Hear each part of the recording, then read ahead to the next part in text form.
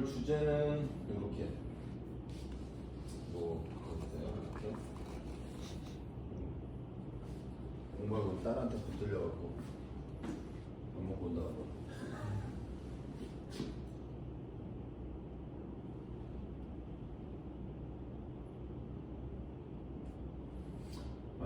그래서 T스파인과 L스파인, C스파인의 어떻게 보면 포스처거든요. 포스처인데 기본은 이제 제가 할로잉하고 브레이싱을 넣은 건 이 호흡 테크닉으로 그냥 뭐 저 포스처를 만들어내는 건 아니지만 이 호흡 테크닉이 포스처에 지대한 영향을 미친다. 이렇게 보면 될 것 같고요. 그래서 카테고리 4개로 호흡, 그 다음에 호흡의 역할, 호흡 트레이닝, 그 다음에 실습 이렇게 나눴어요. 그래서 저도 사실은 호흡이라는 걸 하는데 호흡하면 딱 떠오르는 생각이 뭐예요? 할로잉 브레이싱. 예. 그죠? 네. 맞아요? 네. 근데 진짜 호흡이 그걸까요?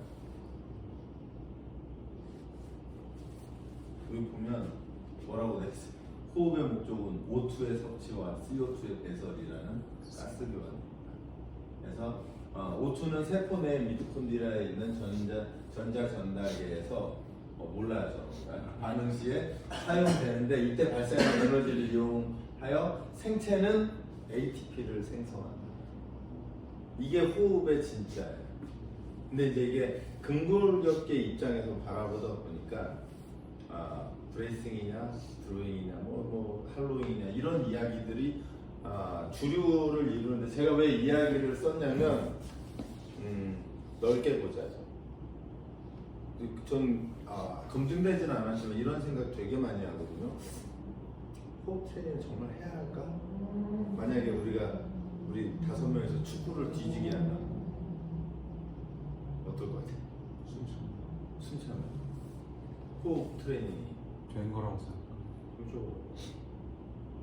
그렇게 생각해요. 저는 그렇게 생각해요. 호흡 트레이닝 하잖아요. 근데 이거를 우리가 억지로 여기 눕혀갖고 막 하고 있잖아요. 네.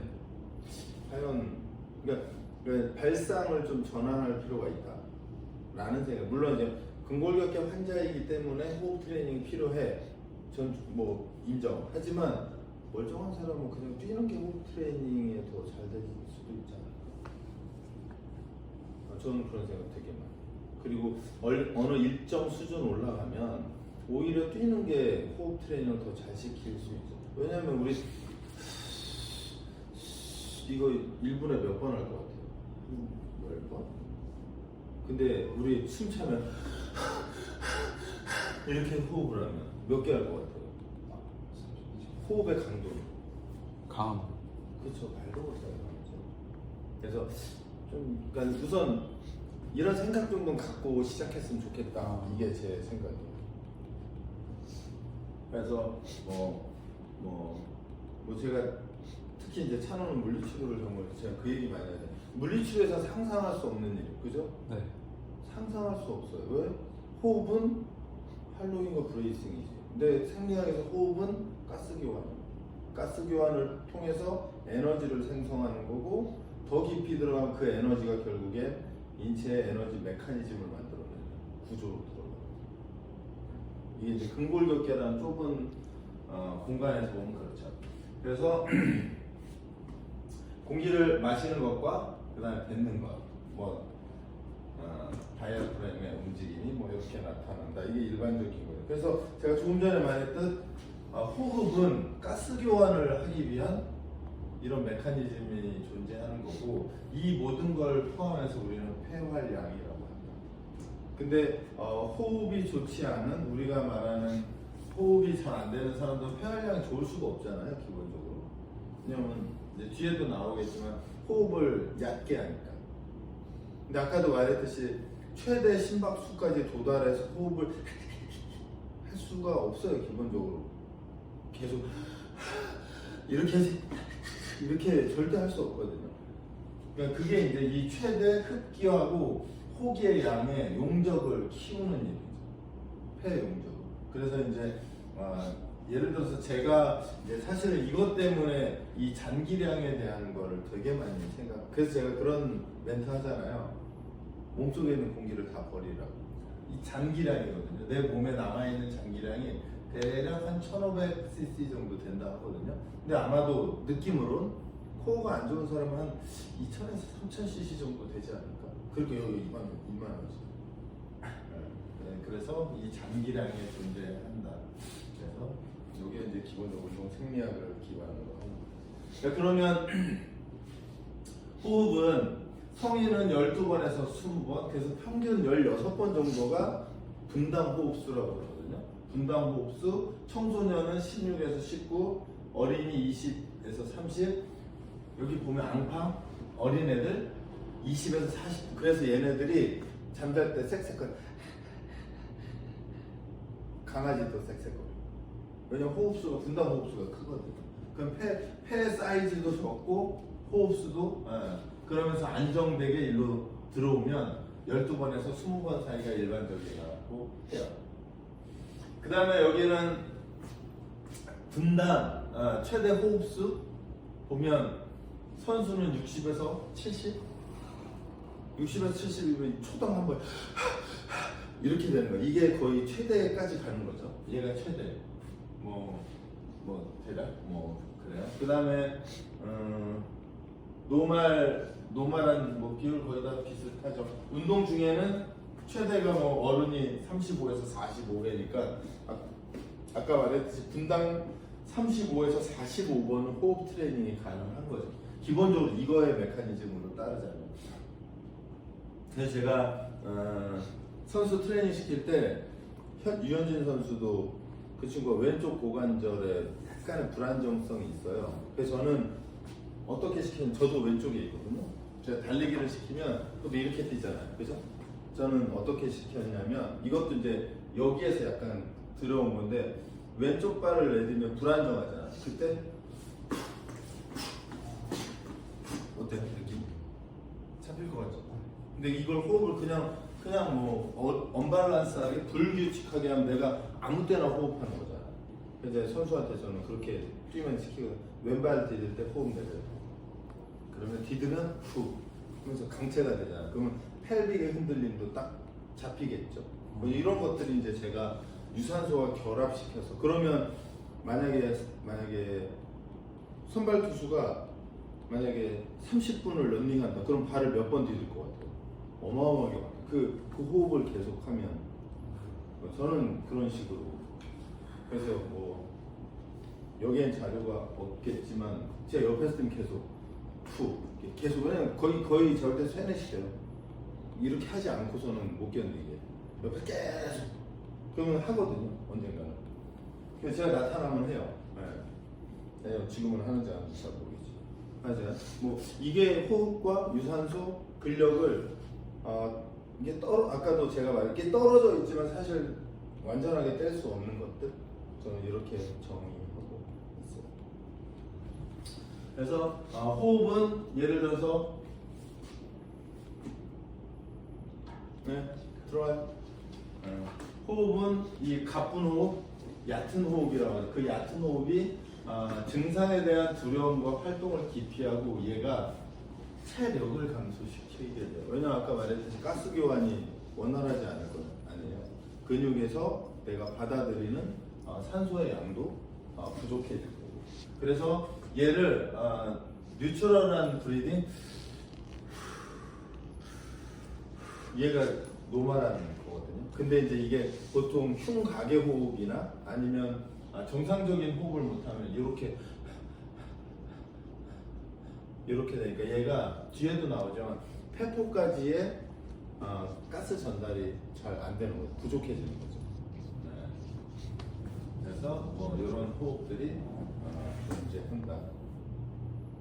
그래서 호흡의 역할은 이제 숨을 마시면 이게 이제 우리가 알고 있는 근골격계에서의 호흡으로 이제 들어온 거야. 생리학에서 이제 그러니까 머스큘러 스켈레탈로. 그래서 들숨이 되면 갈비뼈가 위쪽으로 일어나고 얘가 갈비뼈가 이렇게 일어나죠. 그러면서 흉곽이 전체적으로 넓어지고 왜냐면 커지니까 압력은 낮아지고 그래서 폐로 공기가 쑥 빨려 들어오죠. 쑥 열리면서. 그래서 얘를 그 뭐죠? 예전에 악기 이렇게 불고 이렇게 이걸 이렇게 공기 주머니 왔다 갔다 아코디언. 그런 거 있죠. 약간 걔랑 우리 몸이 얘를 표현할 때는 그거라고 표현을 하거든요. 그래서 저렇게 들숨이 만들어지고 들숨이 끝나면 날숨에서 공기를 내뱉을 땐 폐에서 공기가 일반적으로 나가는데 이제 압력이 높아지면서 좁아지죠. 이 압력으로 이렇게 밀려 나가게 되는 거니까요. 이렇게 되면 횡격막 가로막 위에 갈비뼈 아래로 날숨이 생기니까 이 갈비뼈가 쓱 이렇게 좁아지게 되겠죠. 근데 이제 전에도 말했듯이 얘를 할로윈이나 이제 할로윈 같은 경우에서 만약에 이 상태에서 내가 척추를 접으면 접힌 것 같잖아. 겉으로 보면 똑같아졌잖아. 왜냐면 이렇게 되던 게 이렇게 됐으니까. 근데 얘는 척추로 접은 거지 근육으로 접은 게 아니거든. 내 척추가 있는 상태에서 이렇게 되면 얘가 이렇게 쪼여지면서 그 악기처럼 쪼여지면서 공기가 쭉 뱉어 나가게 만들어줘야 돼. 얘가 그래서 호흡을 할 때 그 사람의 척추체의 움직임. 그래서 제가 이 처음에 T 스파인, C 스파인, T 스파인, L 스파인이라고 쓴 건 만약에 제가 이 상태에서 호흡을 하면 이렇게 되는 게 정말 이거 아닌 거죠. 이것도 아니고 왜냐면 척추체는 그대로 있는 상태에서 내가 이게 그 뭐야 악기의 그 뭐죠? 뭐 그 이름 뭐? 아코디언? 네. 이게 아코디언의 그 이렇게 움직이는 애라면 내 척추체는 그대로 있는 상태에서 이 갈비뼈와 이 근육들로 인해서 그죠? 얘가 안 움직여야 됩니다. 이 상태를 계속 만들어 가는 거죠. 그래서 이제 제가 이거를 전체 주제로 잡은 거거든요. 물론 이제 아까 말했듯이 이게 전부는 아니겠지만 우선은 그래서 이제 아까 말한 이거 우리 중학교 때인가 배우죠. 중학교 때. 그래서 폐동맥, 폐정맥. 그래서 빨간 거, 파란 거 이건 설명 안 해도 되죠. 빨간색은 헤모글로빈이 존재하는 것, 파란색은 그렇지 않은 것. 이렇게 되고 우리가 만들고 싶은 건 그래서 이제 이 호흡을 지도하는 사람들의 대표적인 동작을 보면 이렇게 항상 설명해요. 얘를 골반 기적은 그 다음에 횡격막이라고 해서 이것의 공간을 이렇게 만들어 주는 거죠. 이렇게. 이거는 열린 거죠. 골반의 입장으로 보면 안테리어 틸트된 거고, 그죠? 그 다음에 흉곽으로 보면 오픈돼서 열려 있는 상태가 되는 거고, 얘가 더 많이 드랍돼서 얘가 똑바로 되면 펠빅만 안테리어 틸트가 된 거고, 그 다음에 플랫백이 되면 이 상태에서 이렇게 된 거죠. 이렇게. 그래서 최종적으로 우리가 만들고 싶은 건 그래서 이제 저는 트레이닝 할 때 항상 이 몸을 박스를 만들려고 하거든요. 박스를 만들어서 압력이 위아래로 이렇게 꽉 눌렸을 때 분산되는 거죠. 그래서 이 대표적인 게 우리 편의점에서 맥주 먹어봤죠. 맥주 먹고 놓고 밟으면 어떻게 돼요? 쫙 찌그러질 때 잘 밟으면 위와 아래가 그냥 촥. 그래서 그 잘못 밟으면 찌그러지면 한쪽으로 이렇게 확 기울어 버리잖아. 그게 척추에 의한 요추 디스크의 문제가 그런 방식으로 생기거든. 우리는 그 캔이 막 조여지듯 그렇게 압력을 받았을 때 조여지려면 얘가 그대로 있어줘야 돼. 이 라인의 두 개가. 그래서 정면으로 봤을 때는 AC 조인트와 ASIS가 직사각형이 되고, 그죠? 그 다음에 측면에서 봤을 때는 펠빅하고 립케이지의 위치가 이렇게 만들어지면 되는 거예요. 그래서 제가 볼 때는 그런 그래서 이제 그 뒤쪽에서 실습할 때 좀 볼게요. 그래서 브리딩 테크닉의 브리딩 엑서사이즈라고 그게 포스처를 만들어 간다. 그렇게 보시면 될 것 같아요. 그래서 요건 사실은 제가 호흡 트레이닝 할 때 제일 제 머릿속에서 중요하게 생각하는 거 이게 거의 저는 전부인 것 같아요. 우리 저번에도 했죠 이거. 드로잉 기법이 일반적으로 뭐 배꼽을 뒤로 당겨라, 뭐 오줌을 참는 듯 해라, 뭐 차가운 물이 낭심에 닿으면 이렇게 쪼그라드는 것처럼 해라, 뭐 약간 그런 큐잉들을 주거든요. 근데 이제 그때 제가 제가 남준노 관장님이라고 그분하고도 이것 때문에 제가 찾아가서 이야기를 좀 했는데, 어떤 모양을 만드는 데 집중하는 건 별로 좋지 않은 거예요. 그게 저는 최종 산물이라고 생각하거든요. 이 산물이 어떤 과정이 잘 되면 산물은 그냥 나타나는데, 과정은 없고 산물을 자꾸 만들려고 하다 보니까 특히 필라테스 요가나 이쪽에서 자꾸 우리 쪽도 그런 것 같아요. 막 배꼽을 당겨라. 그러니까 지금 봐요. 호흡 없이도 난 배꼽 당길 수 있거든요. 당겨졌더니 여기서 볼 때 됐네. 이렇게 되는 거죠. 이제 그런 문제들을 제가 볼 땐 운동의 모든 구간에서 다 필요한 것 같아요. 네. 그래서 하자. 네. 그래요. 그래서 어찌됐거나 드로잉은 할로윙이라고도 하는데, 이게 속근육 수축, 로컬 근육, 그 다음에 횡격막 수축, 골반 기저근의 수축, 다혈근, 복행근 이런 것에 의해서 복강 내압이 상승하거든요. 그 복강 내압의 상승은 척추 분절이라고 하면 척추체예요. 척추체 분절의 강성이 증가하는 거예요. 근데 이 척추체 분절의 강성을 증가시킬 수 있는 유일한 방법은 포스처를 만드는 것과 호흡 두 가지 빼고는 거의 존재하지 않아요. 그래서 이 두 가지가 필요하고, 얘네들이 척추 분절간 안정성을 확립하는 거니까, 척추체 있죠, 척추체. 척추체와 척추체 사이에 우리가 감자탕을 먹으면 그 걔네들의 사이와 사이가 강해지는 거예요. 이거는 근력 트레이닝으로도 가능하지만 사실은 포스처를 만드는 동작에서 가능해지거든요. 그래서 일반적으로는 아이소메트릭한 상태에서의 운동이 이 척추 분절간 안정성을 확립해요. 그래서 이게 드로잉 또는 할로잉이라고 보시면 될 것 같고, 이제 브레이싱은 그래서 이제 드로잉은 대체적으로는 호흡을 호기하는 동작. 그러니까 이제 약간 사람마다 다른데, 어떤 사람은 흡기를 잘 해라 그러면 호기는 된다. 근데 저는 호기를 잘하고 흡기를 따라오게 하는 게 전 개인적으로 더 좋거든요. 두 개 다 틀리지 않은 것 같은데. 그래서 브레이싱은 그러니까 얘는 등척성 수축이거든요. 척추 분절에. 얘도 등척성 수축이긴 한데, 얘는 글로벌 근육이니까 외복사근, 내복사근, 요방형근에서 허리 골반의 강성이 증가되니까 얘네들의 전체 강성이 증가하는 거예요. 드로잉은 척추체 강성이 다르거든요, 의미가. 그래서 순서로 하면 얘가 먼저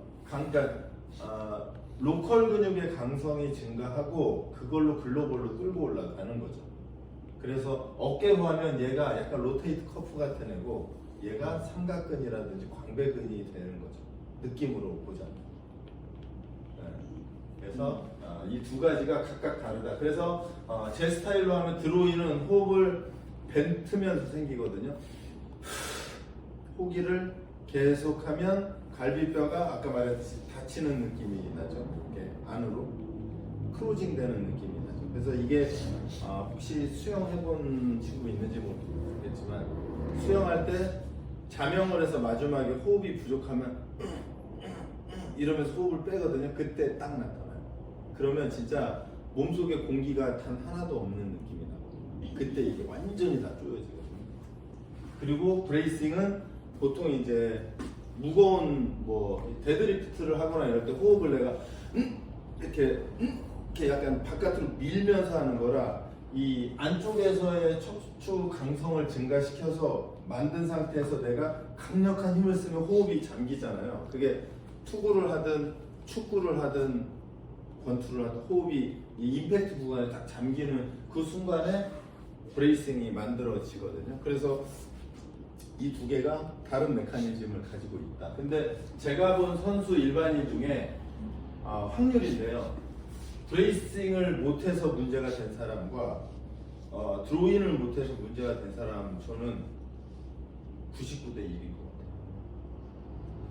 그래서 오늘도 내가 그 여자 선수한테 계속 그랬는데 어차피 본능적으로 무거우면 호흡 못 하잖아. 내가 만약에 한 100kg짜리를 찬호 쌤한테 이렇게 훅 던져서 받으라고 그러면 흐흐흐 이렇게 안 받아요. 이렇게 받지. 그래서 저는 이걸 본능이라고 생각하거든요. 그래서 제 기준이에요. 저는 얘 본능적으로 알아서 힘들면 잠궈요. 근데 여기가 잘 안 돼서 저는 자 여기만 시켜요. 왜냐면 무거우면 알아서 지가 잠글 거니까. 그렇죠? 야구공 던지는데 흐흐흐 이렇게 던지는 사람 없을 거거든요. 으 해서 으 하는 순간에 잠기거든요. 어떡하냐? 왜 이렇게? 회전을 못 하겠구나. 제가 아이폰이나 아이패드랑 회전을 못 하게 하는 걸 답답해해서 난 무조건 회전하게 만드는 거. 그래서 이제 이 두 가지의 기능은 되게 저는 그렇게 써요. 근데 이제 뭐 이게 맞다 아니다는 두 번째 문제고 그냥 제가 볼 때는 이것의 문제가 훨씬 더 많기 때문에 저는 그럼 이걸 가르치진 않아요.